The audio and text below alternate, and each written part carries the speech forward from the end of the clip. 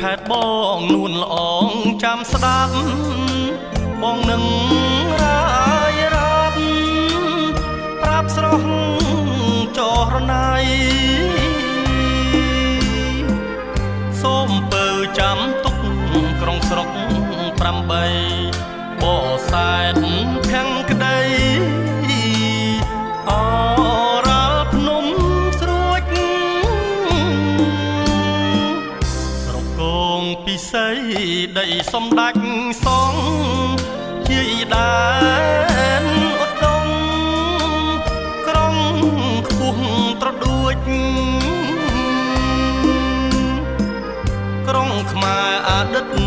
ធ្លាប់ល្បីព្រឺព្រួចគេឈ្មោះក្រលួចចាប្រវត្តិទេសាសវិមានឯករាជ្យផ្លែកឆើតអង្ចាបែស្ទឹងទឹកថ្លាផ្ការិចដេដាស់ស្ទឹងកំពុងស្ពឺកំហោបញ្ច្រាំងកុំក្បត់រឿងចាស់ម្លេះលាច្បាមុនស្រុកថ្ពងនៅឆ្ងាយប្រែคล้ายដូចចិត្តរៀងប្រែជីវិតធូធាលេងអោនស្រុកសំរោងទងបងធ្លាប់ជ្រកកោនផ្លូវជាតិលេខ4ទៅមកខេត្តយើង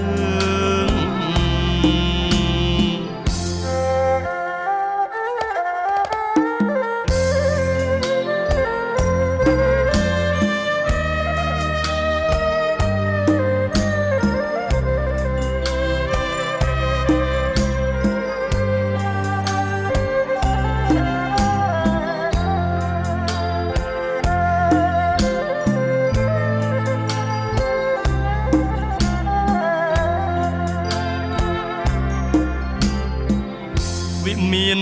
ឯករាជ្យផ្លែកឆើតអង្ចាបែស្ទឹងទឹកថ្លាផ្ការិចដេដាស់ស្ទឹងកំពុងស្ពឺកំហោបញ្ច្រាំងកុំក្បត់រឿងចាស់ម្លេះលាច្បាមុនស្រុកថ្ពងនៅឆ្ងាយប្រែคล้ายដូចចិត្តរៀងប្រែជី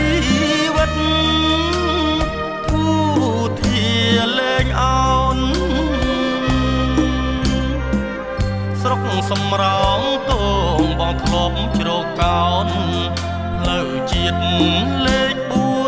4ទៅមកខេត្តយើង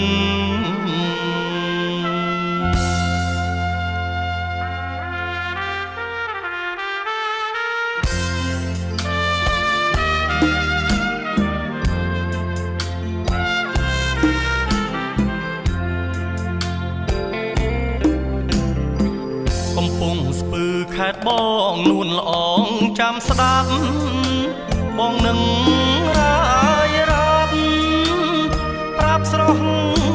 ចរណៃសូមពើចាំទុកក្រុងស្រុក8បសែនខាងក្ដីអរ៉ាល់ភ្នំស្រួចស្រុកគងពិសីដីសំដាច់សងជាដែនឧត្តមក្រុងខ្ពស់ត្រដួចក្រុងខ្មែរអតីតធ្លាប់ល្បីព្រឺព្រួចគេឈ្មោះក្រលួចចាប្រវត្តិទេសាសវិមានឯករាជ្យផ្លែកឆើតអង្ចាបែស្ទឹងទឹកថ្លា ផ្ការិចដេដាស់ស្ទឹងកំពុងស្ពឺ